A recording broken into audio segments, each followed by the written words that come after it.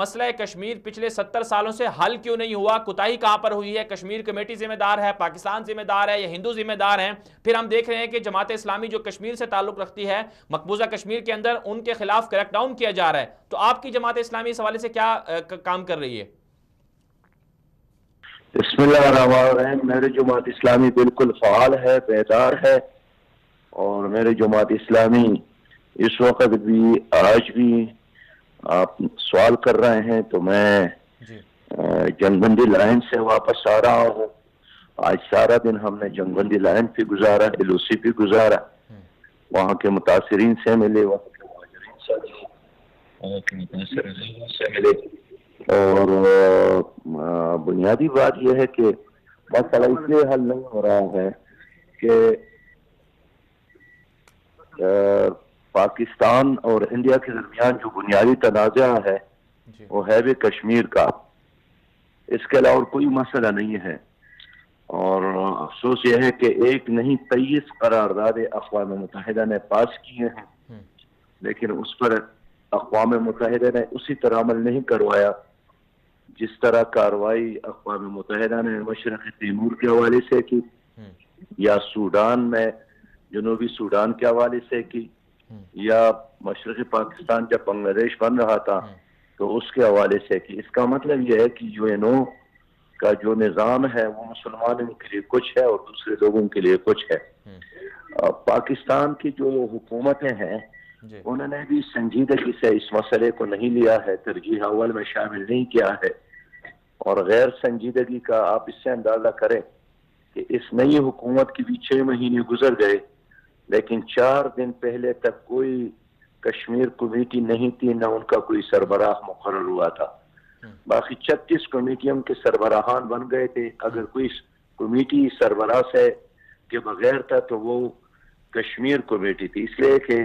کسی بھی حکومت نے اس کو اپنا ایک ترجیح اول کے طور پر نہیں لیا ہے، بلکہ پاکستان کی ہر حکومت نے کوشش کی ہے کہ ہندوستان کے ساتھ یاری ہو جائے، تجارت ہو جائے، فنکاروں کا، اداکاروں کا، کلچر اور ثقافت کا رابطہ ہو جائے، اور پاکستان کے جو 71 سال ہمارے ضائع ہو گئے اسی کے نظر ہو گئے۔ حال یہ ہے کہ انڈیا نے 1948 میں بھی ہم پر حملہ کیا تھا، 1965 میں بھی ہم پر حملہ کیا تھا، مشرق پاکستان کی جدائی میں بھی انڈیا کا ہاتھ ہے، کارگل کے دوران بھی ہم پر حملہ کیا تھا۔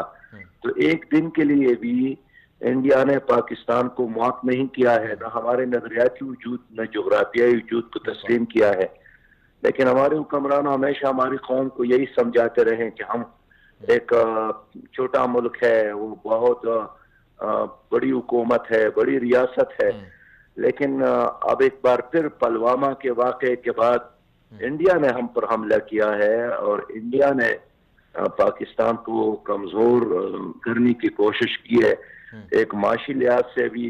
اور ساری دنیا میں لابنگ کے لحاظ سے بھی، افغانستان میں بھی، ہر جگہ جہاں بھی ان کا بس چلا ہے انہوں نے دنیا کو، لابی کو، میڈیا کو، معیشت کو، اور آخر یہ کہ اپنی ایئر فورس کو ہمارے خلاف استعمال کیا ہے۔ یہ مسئلہ تب حل ہوگا کہ UNO، یورپی یونین کے ممالک، OIC وہ آگے بڑھ کر تنازع کشمیر کو حل کر لے۔ اور میں آپ کو بتا دوں کہ اتنا خطرناک تنازع ہے کہ کشمیر کے چاروں طرف 4 نیوکلیئر پاور موجود ہے، روس بھی ایک ایٹمی پاور ہے، چائنا بھی، پاکستان بھی، اور انڈیا بھی۔ اگر کسی نے کبھی جذبات کا اظہار کیا اور کوئی دنگل فساد برپا ہوا تو اس پورے خطے کے لیے نہیں، پوری دنیا کی تباہی کے لیے یہاں پر سامان موجود ہے۔ اس لیے پاکستان کی حکومت جو اس وقت پوری قوم، فوج اور عوام، حکومت ایک پیج پر ہے اور کوئی اختلاف نہیں ہے۔ یہ میں سمجھتا ہوں کہ ہندوستانی عملے نے پوری قوم کو ایک کر دیا ہے۔ اب اس یکجہتی کو آگے لے جانے، اس کو برقرار رکھنا یہ حکومت کی ذمہ داری ہے۔ ہم نے سینٹ میں بھی مطالبہ کیا ہے کہ ہمیں انڈیا کے ساتھ باقی چیزوں پر مذاکرات نہیں کرنا چاہیے، بس ایک ہی مسئلہ ہے کہ وہ کب کشمیر سے نکلیں گے۔ اس لیے کہ جس طرح افغانستان میں نیٹو افواج کو شکست کا سامنا ہوا، اسی طرح اگر یہ خود نہیں نکلتا ہے تو معاشی بربادی بھی ہوگی، اور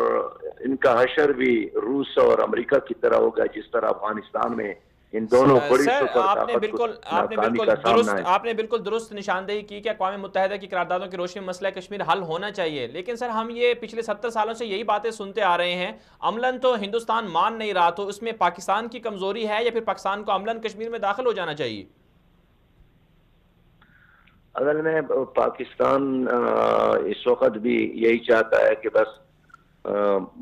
just to kill the time, کسی طریقے سے وقت گزر جائے اور کسی طریقے سے ہم محفوظ رہیں، لیکن ہمارا یہ خیال ہے کہ چلے پائلٹ کے واپس یہ چند دنوں کے لیے امن ہو بھی، لیکن 4 دن بعد اگر دوبارہ پلوامہ کی طرح کوئی واقعہ ہو جائے کشمیر میں، اس لیے کہ ایک قوم کی عزت لٹ رہی ہے، ان کی عصمت تری ہو رہی ہے، ایک قوم کے مساجد محفوظ نہیں ہیں،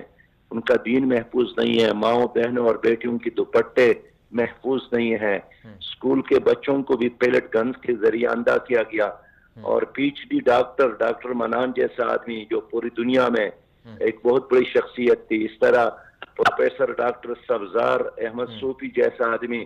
اور اس طرح doctor Butt P H D sociologist ہے، ساری دنیا میں مشہور شخصیت ہے، نہ اسکول کے بچوں کو معاف کیا، نہ ایسے پی ایچ ڈی ڈاکٹر کو معاف کیا، تو آئندہ کی قیادت کو بھی ختم کر رہے اور موجودہ انٹیلیجنشیا کو بھی انہوں نے، اور 4 دن قبل انہوں نے جماعت اسلامی مقبوضہ کشمیر پر پابندی لگا دی ہے، ہمارے دفاتر بند کیے ہیں، اور اس سے آگے بڑھ کر